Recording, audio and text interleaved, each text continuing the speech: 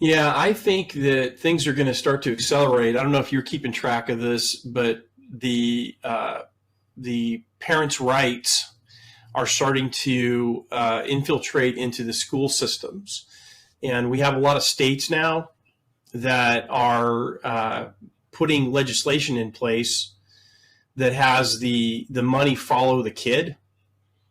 And I think that it's going to open up a lot of opportunities, I hope, for vocational training. And let's just face it, right? Every educator knows there's a certain percentage of students that are college bound and a certain percentage that are not. And it's not, good or bad. It's just a fact, right? So it would be really kind of cool if vocational training comes back, the old wood shop, auto shop, metal shop, maybe plumbing shop. Well, there is in pockets of the country. I mean, a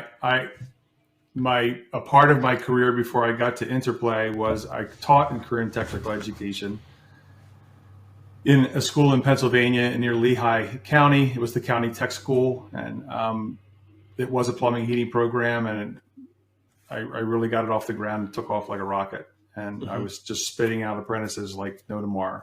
Had a lot of support from the industry in the area, a lot of support from state and national environments. So it did really well. We got to the point where we had 100% placement for every eligible senior. Yeah, I believe it. Are very many of the manufacturers starting to wake up that you're seeing okay, what's going on with that realm? Because that's been a source of frustration for me for a long time. What I've seen happen, and it's just a tiny movement, two movements. When I was in education, we went to a lot of the state trade shows, the whole class, all 56 students. And they were very open and welcoming to my students to encourage a conversation with them. And certainly I made sure I did my job by saying, look, you're going to meet people that you could be 10 years out, 15 years out, 2 years out of high school, depending on your career trajectory, where you're going to go. You don't have to be turning wrenches to be a plumber, and part of the industry. So that worked very well. And I think a lot of manufacturers come into the school, or the manufacturers' reps are coming into classrooms doing demonstrations. We had somebody come in and do PPR piping and do heat fusion welding in the classroom. It was very fascinating for these kids to see this and know that more importantly, know that that's a part of the industry and it's out there, right? So if that's something that you thought was that cool, then go follow that path, right? Mm-hmm. And then the last thing I see is, a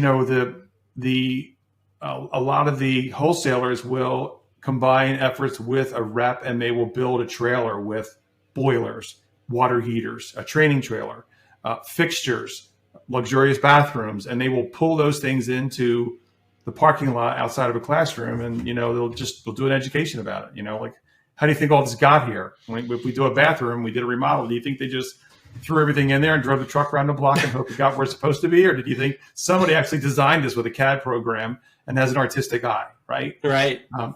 So it was interesting for it to do that, and I had a lot of female students in my program, which I think that's something I want to make sure we come back to. I think contractors who are not pursuing I don't care what trade it is. I mean, maybe masonry might be a tough one. Contractors who are not pursuing women as part of the skilled workforce are really losing it. You're losing part of the game because they're there. You need to convince them. You need to have the right environment. You need to make sure that the culture is correct in your company and get them in the fold, get them working there because they want that job too. Right.